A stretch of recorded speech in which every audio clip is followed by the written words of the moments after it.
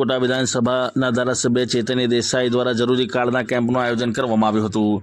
વડોદરા શહેરના અકોટા વિધાનસભાના ધારાસભ્ય ચેતન્ય દેસાઈ દ્વારા આજરોજ ખાસ કેમ્પનું આયોજન કરવામાં આવ્યું હતું। અકોટા વિધાનસભાના ધારાસભ્ય ચેતન્યભાઈ દેસાઈના સહયોગથી આ કેમ્પનું આયોજન કરાયું હતું। આ કેમ્પ અંતર્ગત વરિષ્ઠ નાગરિકોને કેન્દ્ર અને રાજ્ય સરકારની બે અગત્યની યોજનાઓનો લાભ અપાવવાનો પ્રયાસ કરવામાં આવ્યો છે, જેમાં આયુષ્યમાન વયવંદના કાર્ડ, આ કાર્ડ દ્વારા વરિષ્ઠ નાગરિકોને આરોગ્ય સેવાઓ તેમજ સારવારમાં સહાય મળી રહે, તેમજ સિનિયર સિટીઝન કાર્ડ, આ કાર્ડ દ્વારા વરિષ્ઠ નાગરિકોને સરકારી તથા ખાનગી સ્તરે જાહેર જીવનમાં ઘણી સુવિધાઓનો લાભ સરળતાથી મળી રહે। આ કેમ્પનું આયોજન ગોવર્ધનનાથજીની હવેલી અલકાપુરી વિસ્તારમાં કરવામાં આવ્યું હતું। આ આયોજનનો મુખ્ય હેતુ વરિષ્ઠ નાગરિકોને લાંબી પ્રક્રિયા કે મુશ્કેલીમાંથી પસાર થવું ન પડે અને એક જ સ્થળે સરળતાથી પોતાના કાર્ડ મેળવી શકે તેવી સુવિધા ઉપલબ્ધ કરવામાં આવી હતી। આ પ્રસંગે ભારતીય જનતા પાર્ટીના શહેર અધ્યક્ષ ડોક્ટર જયપ્રકાશ સોની, વિસ્તારના કાઉન્સિલરો તથા અન્ય આગેવાનો હાજર રહ્યા હતા। સાથે સાથે સ્થાનિક નાગરિકો અને ખાસ કરીને વરિષ્ઠ નાગરિકોએ આ કેમ્પનો લાભ લીધો હતો। ધારાસભ્ય ચેતન્ય દેસાઈએ જણાવ્યું હતું કે સરકારી કલ્યાણકારી યોજનાઓનો લાભ દરેક વરિષ્ઠ નાગરિક સુધી પહોંચાડવાનો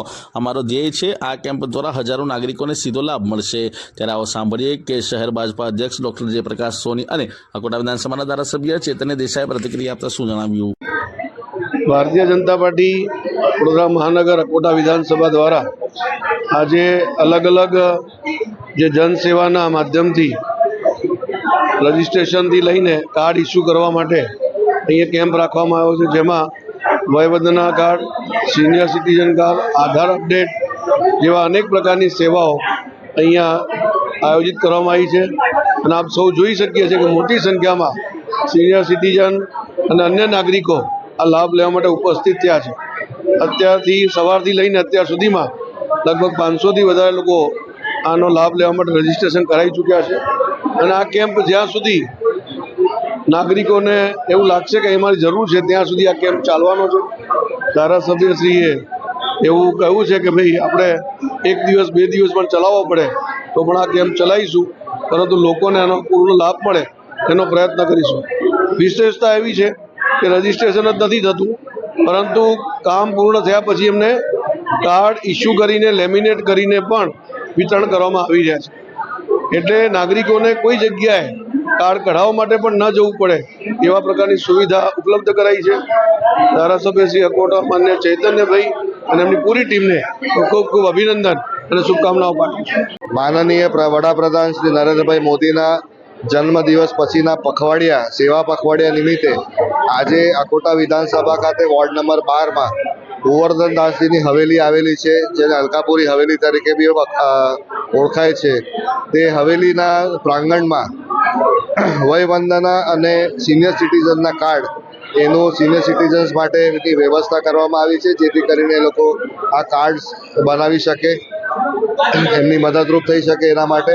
સાથે જે સિનિયર સિટીઝન પાસે તમારું સ્કૂલ લિવિંગ સર્ટિફિકેટ અથવા તો બર્થ સર્ટિફિકેટ ન હોય એમના માટે જમનાભાઈ હોસ્પિટલમાંથી પણ વ્યવસ્થા કરવામાં આવી છે। ત્યાંથી ડૉક્ટર્સ બોલાવ્યા છે, જેથી કરીને એ લોકો એક આશરે એમને એપ્રોક્સિમેટ ડેટ આપી શકે જન્મની।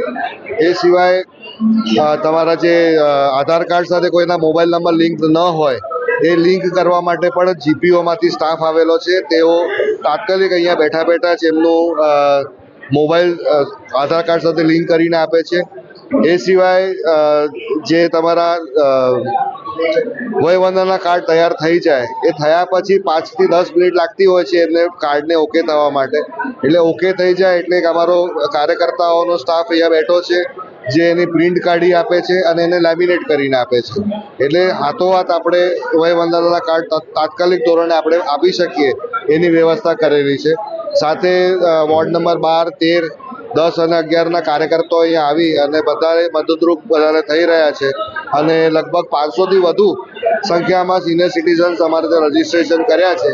એટલે આજે નહીં તો આવતીકાલે કે આવતીકાલ પછી ફરી એક દિવસ રાખીને પણ સંપૂર્ણ રીતે બધા જેટલા રજીસ્ટર થયા છે બધાનું અમે કામ પૂર્ણ કરીશું એવું અમે ગણતરી રાખેલી છે। આભાર।